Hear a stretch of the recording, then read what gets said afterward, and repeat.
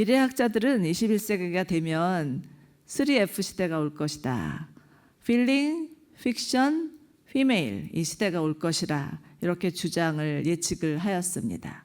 그리고 실제로 세상은 날이 갈수록 이성보다는 감성을, 실질적인 것보다는 상상적인 것을, 또 부성적인 리더십보다는 여성적인 리더십을 강세로 보이고 있습니다.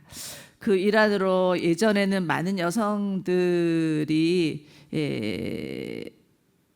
그저 집에만 있었지만 훨씬 더 사회에 진출하는 여성들이 늘어났고, 여성들의 직업도 매우 다양해졌고 영향력 있는 자리에 오르는 여성들도 많이 볼 수가 있습니다.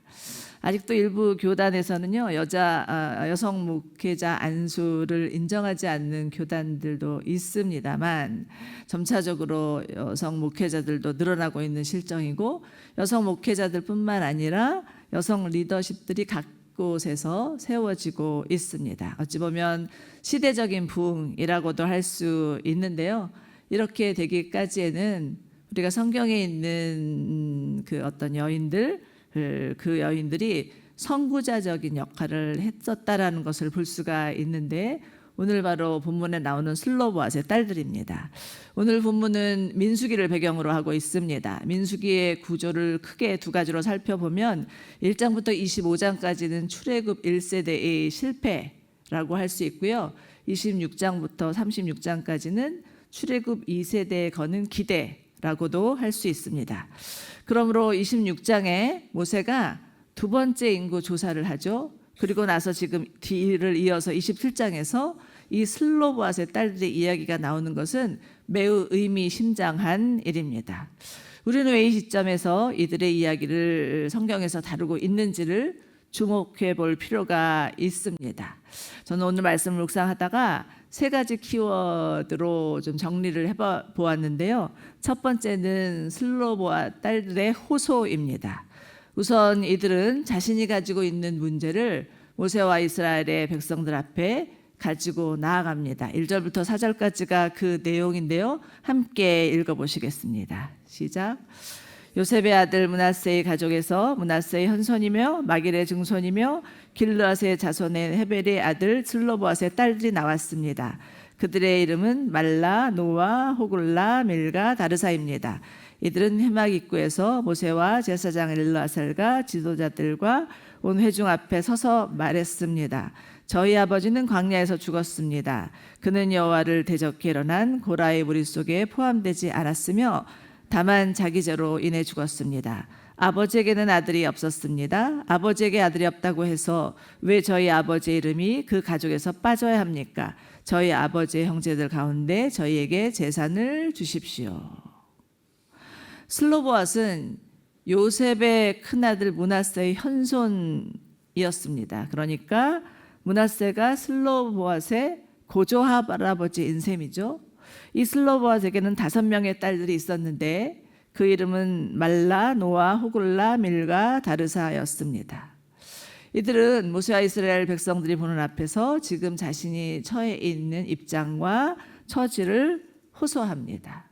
자신들에게도 이스라엘의 모든 지파에게 나눠줄 기업을 달라고 요청을 하는 것이죠. 그런데 이들이 먼저 언급한 내용이 있었는데 그것은 자신의 아버지의 죽음에 관한 것이었습니다. 자신의 아버지의 죽음과 고라의 죽음은 전혀 무관하다는 것이죠. 그렇다면 고라의 죄가 무엇이길래 이들에게 이처럼 이것이 중요한 이슈가 되었을까 생각해 보게 됩니다. 민수기 16장을 보면 몇몇 사람들이 당을 지어서 모세를 반역하는 장면이 나오는데 그 중에 우두머리가 고라였습니다. 고라는 레위 지파로 성막에서 아론을 도와서 제사를 섬기는 자였죠. 그런데 이런 이가 권력과 명예의 눈이 어두워진 나머지 몇몇 무리들과 작당을 하여서 아론의 제사장 자리를 넘보았던 것입니다. 결국은 이 일로 인해서 이 무리들은 죽음을 면치 못하는데 이것은 당연히 하나님을 거스리는 죄였고 이스라엘 모든 백성들에게도 경종을 울리는 사건이었습니다. 슬로보아스의 딸들은 자신의 아버지 죽음이 이 고라의 죽음과는 무관하다는 것을 알리고 나서 다른 집화 마찬가지로 우리도 기업을 받을 권리가 있음을 1차적으로 주장을 합니다. 그리고 나서 자신들의 아버지가 아들이 없이 딸들만 남기고 죽었다는 사실을 보고를 하죠. 만약 아들이 없다고 해서 기업을 받지 못한다면 그것은 아버지의 이름이 이 가족 중에서 영영 사라지고 마는 일이고, 그렇게 되면 이것은 모세의 율법의 정신에 어긋나는 일이고, 이 정신을 지키기 위해서라도 자신들은 기업을 이어받아야 된다, 이렇게 주장을 하는 것입니다. 다시 말해서 자신이 딸들이라는 이유 하나 때문에 기업을 물려받지 못한다는 것은 아니라는 이야기를 하는 거죠. 여러분, 정말 대단한 여인들 아닙니까? 당시에는 여자들은 인구수에 처주지도 않던 시대였습니다. 자신의 의견을 공적으로든 사적으로든 자유롭게 표현할 수 있는 시대가 아니었죠. 더구나 기업의 분배는 오로지 남성들에게만 해당되는 일이었고, 딸들의 경우에 시집을 갈 때는 어떤 경제적인 여건에 따라서 지참금 일부를 재산으로 주었을 뿐이지 기업에 대한 상속권은 전혀 없던 시대였습니다. 그러므로 우리는 이 여인들의 지혜와 이 용기 있는 발언에 대해서 박수를 쳐주지 않을 수가 없습니다.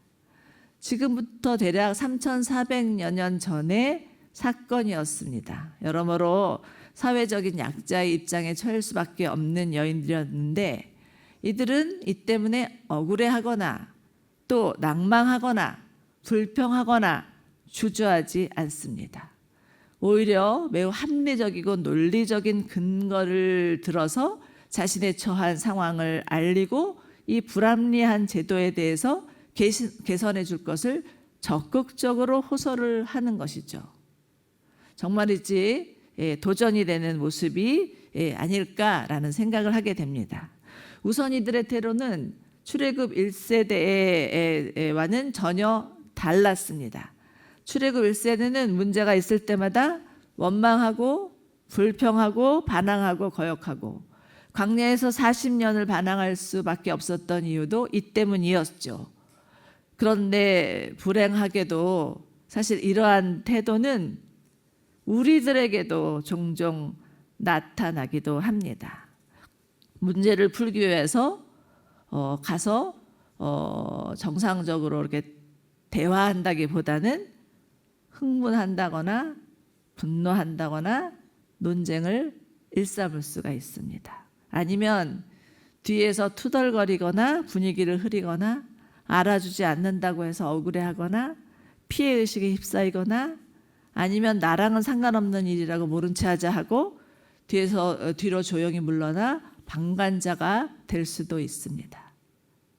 그렇지만 여러분, 이러한 태도는 공동체 안에서 갈등을 조장할 수 있고 분열을 일으킬 수 있고 공동체를 무너뜨릴 수도 있습니다. 그러므로 어떤 문제가 생겼을 때 자신의 상황과 입장을 정확하게 표현하고 하나님의 말씀에 근거하여서 호소하는 것은 너무나도 중요합니다. 여러분은 어느 편에 속한다고 생각하십니까? 저는 어린 시절에 아버지가 술을 많이 드시는 바람에 어머님과 자주 다툼이 있으셨는데, 그럴 때마다 그 현장을 직시하는 게 무서워서 그냥 쥐죽듯이 가만히 있자 이렇게 주장하는 편이었고요. 제 바로 밑에 여동생은 저보다 조금 더 대차가지고 이 엄마 아버지가 싸우는 소리가 나면 그 즉시로 달려가서 어떻게 해서든지 이제 그 상황을 해결하고자 하는 이제 그런 스타일이었습니다. 그러니까 제 동생은 해결사였고 저는 좀 방관자였죠. 그러다가 결국은 우리 둘이 싸우는 그런 일들이 종종 일어나기도 했었습니다. 버지니아 사티어라는 심리학자는 올바른 의사소통을 위해서는, 건강한 가정과 사회를 이루어가기 위해서는 의사소통이 중요한데, 그 의사소통 유형을 4가지로 분류하였습니다. 비난형, 산만형, 회유형, 일치형. 뭐 간단히 제가 설명드리면 비난형은 일단 상대방부터 비난하고 말하는 스타일이고요.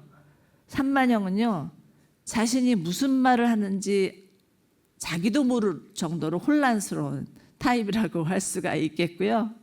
또 회유형은 어떻게 해서든지 그 문제를 무마하기 위해서 다 좋은 게 좋은 거야 이러면서 덮으려고 하는 형이라고 할 수가 있습니다. 거기에 비해서 일치형은 자신의 생각과 감정을 잘 정리해서 말할 줄 아는 그런 형이라고도 할 수가 있겠죠. 물론 나는 어느 형이다 이렇게 단정 지을 수는 없이 우리 안에 이런 복합적인 요소들이 많이 있지만 점차적으로 자신의 생각이나 의견을 분명하게 이야기할 줄 아는 사람으로 발전해 나가야 하는 것은 분명합니다. 이 슬로봇의 딸들을 통해서 배우는 첫 번째 교훈은 무엇일까요? 원망보다는 호소입니다. 우리 안에 누구도 정말 아직도 처리되지 않은 미숙한 감정이 있고 생각들이 있지만 이것을 자꾸 정리해서 표현할 줄 아는 사람이 되는 것이 건강하고 성숙한 사람이 되며 그를 통해서 성숙한 공동체를 이뤄갈 수 있다라는 것을 마음에 꼭 새겨주시기 바랍니다. 자, 두 번째 키워드는 모세의 겸손입니다. 이스라엘 공동체가 어떻게 성숙해 나가는지 모세를 통해서 저희가 배울 수가 있는데요. 5절을 보시면 모세가 그들의 사정을 여호와 앞에 가져갔습니다. 이렇게 말씀하고 있습니다.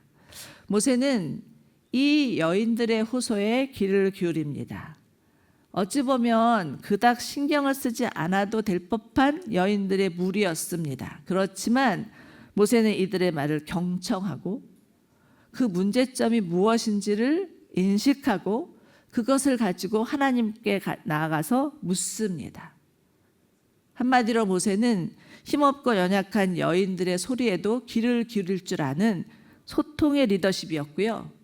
이를 하나님 앞에 가지고 나가서 물을 줄 아는 겸손한 리더였다라고 분석해 볼 수 있습니다. 만약에 모세가 슬로봇의 딸들의 제안을 묵상해 버렸다면 어떤 일이 벌어졌을까요? 하나님의 또 새로운 역사는 일어나지 않았을 것이라고 생각되고 아마도 이 여인들은 오만방자한 여인들로 낙인이 찍혀버리지는 않았을까라는 생각을 해보기도 합니다. 그러나 모세는 하나님께 물었고 하나님은 이에 대해서 새로운 제안을 주십니다. 저는 오늘 말씀을 묵상하면서 저희 돌아가신 하영조 목사님께서 하시던 말씀이 생각났습니다. 이런 얘기를 늘 하셨어요. 여러분, 저도 이렇게 큰 교회에 처음 해봐서 어떻게 할지 잘 모르겠습니다. 그래서 늘 하나님께 묻습니다. 그리고 성령께서 어떻게 일하시는지를 잘 유의해서 봅니다. 그러다 보면 놀랍게도 성령님이 일하시는 게 보이고 더 놀라운 것은 정말 하나님의 생각과 우리의 생각이 달라도 너무 다르다는 것을 알게 됩니다. 그렇기 때문에 여러분, 하던 대로 하지 마시고 하나님께 물어보시고 성령님께 맡기십시오. 교회는 시스템이 움직이면 안 되고 스피릿이 움직여야 합니다. 시스템이 움직이면 교회는 화석화될 수밖에 없지만 스피릿이 움직이면 끊임없이 전진하는 성령의 역사를 담아낼 수 있습니다. 이런 말씀을 하셨던 것이 제 마음속에 여전히 박혀 있습니다.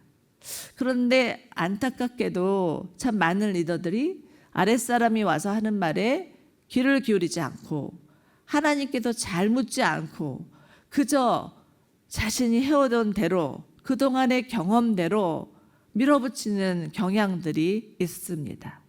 저도 사실은 교회에서 오랫동안 사역을 하면서 리더 입장에 있다 보니까 제가 정말 우리 성도님들의 말에 귀를 잘 기울이고 있는지, 성도님들의 요구나 부탁을 제가 경청하고 있는지 돌아보다가 그러지 않을 때가 있다라는 것을 발견하고 하나님 앞에 나아가 회개하면서 다시 제 마음을 낮추고 성도님들의 말에 기울여야 하겠다고 결심은 합니다.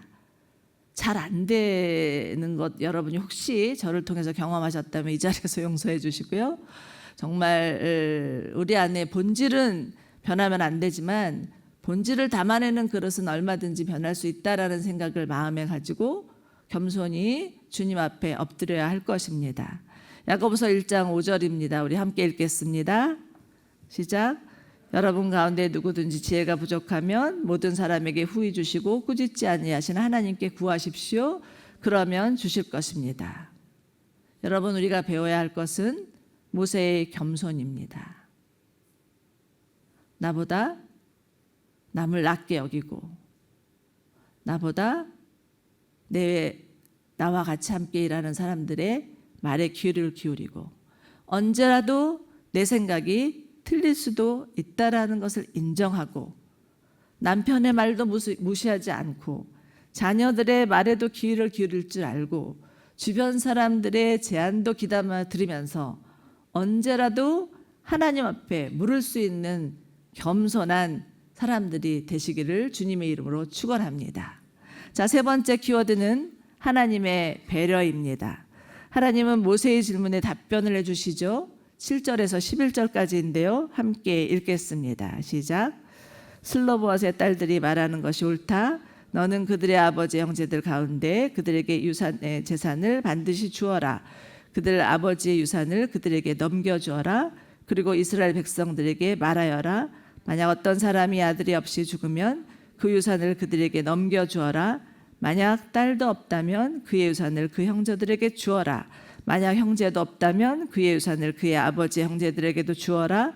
만약 그의 아버지에게도 형제가 없다면 그에게 남아있는 사람 가운데 가장 가까운 사람에게 주어서 그가 그것을 갖게 하여라. 이것이 여호수아가 모세에게 명하신 대로 이스라엘 백성들에게 판결의 율례가 되게 하여라. 하나님은 이 일을 계기로 해서 아예 기업 상속에 대한 새로운 판례를 정해 주십니다. 마치 판사가 사건의 경위를 듣고 새로운 판결을 내리고 판례를 남기는 것과도 같습니다. 그런데 우리는 여기서 한 가지 의문이 생깁니다. 모세는 몰랐다 치더라도 하나님은 이러한 일이 발생할 줄을 다 아셨을 텐데 왜 미리 대안을 주시지 않은 걸까? 이런 의문을 가질 수도 있겠죠. 그런데 우리는 오늘 본문을 통하여서 당시의 이스라엘의 민법이나 형법이나 생활법들이 그들이 실제적인 필요와 요구에 의해서 만들어졌다는 것을 배울 수가 있습니다. 십계명과 같이 하나님께서 친히 정해주신 변함없는 상법이 있지만 실생활에 있어서 백성들의 형편과 처지와 입장을 고려해서 만들어지는 법이 있었다라는 것입니다. 우리 하나님이 얼마나 인격적인 하나님이신지를 알 수 있죠. 그리고 무엇보다 중요한 것은 하나님께서 슬로보앗의 딸들의 제안을 가상히 여기셨다라는 것입니다. 이들의 후서가 땅에 대한 어떤 개인적인 욕심이나 박탈당한 여성의 권리를 주장한다는 것이거나 아니면 성차별에 대한 한거가 아니었고 하나님의 약속에 근거한 내용이었기 때문에 호소였기 때문에 하나님은 이들의 호소를 들어주신 것이죠. 이들은 누구보다도 하나님께서 주실 약속의 땅에 대한 꿈과 비전을 가지고 있는 자들이었습니다. 가나안을 하나님께서 이들에게 기업으로 주실 것이라는 믿음과 확신이 있었던 자였죠. 자신들에게 주실 기업을 취할 뿐만 아니라 보존해야 한다는 사명의식을 가지고 있던 자들이었습니다. 26장의 인구조사 후에 27장에 바로 이 슬로보앗의 딸들의 이야기가 기록된 것은 바로 이런 이유에서였습니다. 이들은 하나님의 약속을 믿지 못하여서 광야에서 죽어간 출애굽 1세대와는 달랐습니다. 가나안을 취할 출애굽 2세대의 다음 세대를 대표하는 주자들이었다라고 말할 수 있겠습니다. 그렇지만 여러분, 이들은 누가 보아도 가진 것 없고 없고 보잘것없는 여인들이었습니다. 그러나 하나님은 이들을 주목하셨고 믿음 안에서 담대히 나선 이 여인들을 기뻐하셨고 이 여인들을 통해서 새 일을 행하기를 원하셨던 것이죠. 사랑하는 여러분, 하나님은 어떤 자를 쓰시는 걸까요? 한번 생각해 보시기 바랍니다. 자신의 환경이나 상황과 상관없이 하나님이 주시는 꿈과 비전을 향해서 나가는 자들, 아무리 불가능해 보여도 하나님의 약속을 믿고 믿음으로 나가는 자들을 쓰신다는 것을 꼭 기억하시기 바랍니다. 저는 젊은 나이에 온누리교회 성도로 와서 가장 힘든 시기에 하나님의 말씀을 들으면서 하나님의 꿈을 꾸기 시작했습니다. 아, 이렇게 비참한 처지에 있는 나도 꿈꿀 수 있구나. 나는 모든 것이 다 망가졌다고 생각했는데 하나님께서 말씀하시기 시작하니까 하나님의 꿈이 제 안에 들어오기 시작하는 거예요. 그래서 하나님의 꿈을 꾸기 시작했던 것 같습니다. 가장 어려운 때, 가장 힘들었던 때에 하나님의 꿈을 꾸기 시작하니까 그 자리에서 벗어날 수 있어서 그것이 얼마나 큰 하나님의 은혜였는지를 다시 감사하지 않을 수가 없습니다. 자, 잘 보십시오. 이 여인들의 이야기는 여기서 끝나지 않습니다. 민수기 36장에서도 이들의 이름이 등장하고 있습니다. 이들이 속한 므낫세 지파의 길르앗 자손들이 다시 모세에게 나와서 문제를 제기하는데 어떤 내용이었냐면 이런 내용입니다. 슬로보앗의 딸들에게 유산을 주게 되면 그때 이들이 만약에 다른 지파의 남자들과 결혼을 하게 되면 그 유산이 결혼한 남자 지파에게 넘어가지 않겠습니까? 하는 염려였습니다. 다시 말해서 자신의 유산이 줄어들 것에 대한 걱정이었죠. 더군다나 희년이 돌아오면 희년은 50년마다 다 팔렸던 땅을 원래 주인에게 돌려주는 이스라엘의 제도였죠. 그들의 기업이 이미 남편 쪽 지파에게 넘어가 버렸기 때문에 50년이 되어도 자신의 지파에게 돌아올 리가 없다라는 그런 또 하나의 염려였습니다. 새로운 이슈가 등장을 한 것이죠. 하나님은 이번에도 제기한 이 문제에 대한 정당성을 인정하시고서 새로운 판례를 또 주십니다. 무엇이라고 말씀하시냐면 슬로보앗의 딸들은 자유롭게 시집가되 자신이 속한 므낫세 지파의 사람들과만 결혼하고 므낫세 지파에게 주신 기업을 잃는 일이 없도록 하라 하는 그런 말씀이었습니다. 여러분 한번 잘 생각해 보십시오. 딸들이 무려 5명이나 되는데 그 중에 한두 명쯤은 다른 지파의 남자들에게 마음이 갈 수도 있는 일이잖아요. 이렇게 꼭 이 지파 남자들하고만 결혼하라 이렇게 하면 원래 남의 떡이 더 커 보인다고 다른 지파 남자들이 더 매력적으로 볼 수도 있잖아요. 그 다른 지파 사람들하고 연애해서 결혼하고 싶은 마음도 있지 않겠습니까? 로미오와 줄리엣 같은 비극이 일어나지 않으리라는 보장이 어디 있었겠습니까? 그런데 이 여인의 반응이 다릅니다. 민수기 36장 10절과 12절에 보면 이 여인들이 어떻게 반응하는지에 대해서 나와 있는데요. 한번 같이 읽도록 하겠습니다. 시작. 그리하여 슬로보앗의 딸들은 여호와께서 모세에게 명령하신 대로 했습니다. 슬로보앗의 딸인 말라와 다르사와 호글라와 말가와 노아는 자기 삼촌들의 아들들에게 시집갔습니다. 그녀들이 요셉의 아들이 므낫세 자손의 가문으로 시집가므로 그들의 유산은 그들의 아버지의 가문의 지파에 남게 되었습니다. 여러분이라면 이 하나님의 말씀에 순종하시겠습니까? 슬로보앗의 딸들은 하나님과 하나님 나라를 위해서 자신들 스스로를 제한합니다. 하나님이 주신 약속을 이루기 위해서 자신의 원함이나 욕구마저도 내려놓겠다는 믿음의 결단이었죠. 이들은 어디에 가치를 둔 자들이었습니까? 마태복음 16장 24절을 보면 예수님이 이런 말씀을 하십니다. 누구든지 나를 따르려거든 자기를 부인하고 자기 십자가를 지고 나를 따라야 한다. 여러분, 하나님의 사람들은 자신의 꿈과 계획을 내려놓고 하나님의 꿈, 하나님의 비전을 향해서 달려가는 자들입니다. 하나님은 이런 자들을 통해서 하나님의 꿈을 이루시고 이들의 모든 필요를 채워주시는 하나님이심을 믿으시기 바랍니다. 자, 이제 세월이 흘러서 약속의 땅 가나안에 들어간 슬로보아스의 딸들이 기업을 분배받는 장면이 여호수아 17장에 나옵니다. 므낫세 지파가 기업을 분배받을 차례가 되었습니다.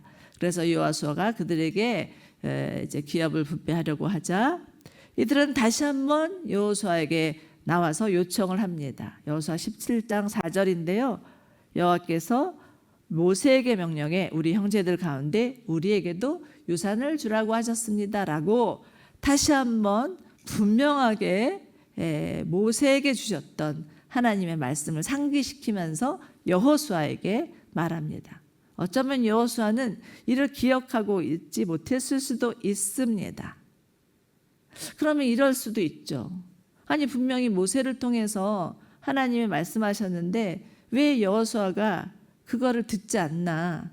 또 뒤에서 궁시렁거리고 또 뒤에서 원망하거나 그럴 수 있겠습니다만, 그러나 이들은 그렇지 않습니다.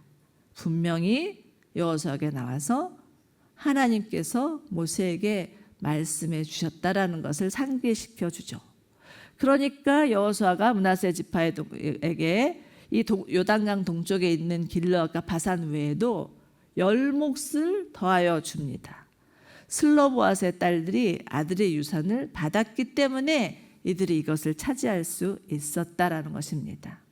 여러분, 슬로보아스란 이름은 원래 그 이스라엘 땅에서 자라는 식물의 이름이라고 합니다. 어떤 환경에서도 굴하지 않고 아랑곳하지 않고 모든 지역에서 자라나는 식물이라는 거죠. 아무리 밟아도 죽지 않고 살아나는 식물이 슬로보아시라고 합니다. 지구가 멸망하더라도 끝까지 살아남을 피조물 중에 하나라는 말을 하기도 합니다. 사랑하는 여러분, 오늘 본문의 주인공 슬로보아스의 딸들은 사실 우리들과 별반 차이 없는 평범한 여인들이었고요.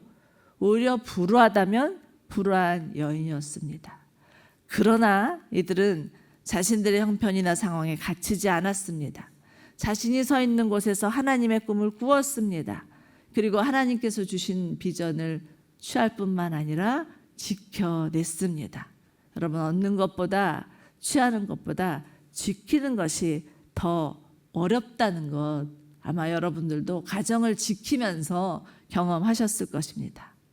그렇지만 이렇게 해서 하나님의 약속을 믿고 끝까지 믿음으로 나아갔던 여인들은 지극히 평범한 여인이었지만 하나님 나라에서는 분명히 비범한 여인들로 하나님이 이들을 평가해 주실 것이라고 믿습니다.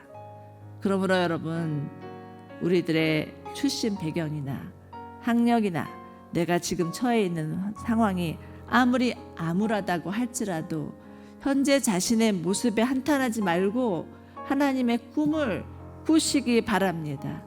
하나님은 하나님의 약속의 말씀을 붙들고 그것이 이루어질 때까지 포기하지 않고 호소하는 자, 끝까지 하나님이 주신 그 약속의 말씀을 반드시 이룰 거라는 믿음을 가지고 나가는 자들을 통해서 일하시는 하나님이신 것을 믿으시기 바랍니다. 그럴 때 우리 또한 제2의 제3의 슬로보아스의 딸들이 될 것이라고 믿습니다.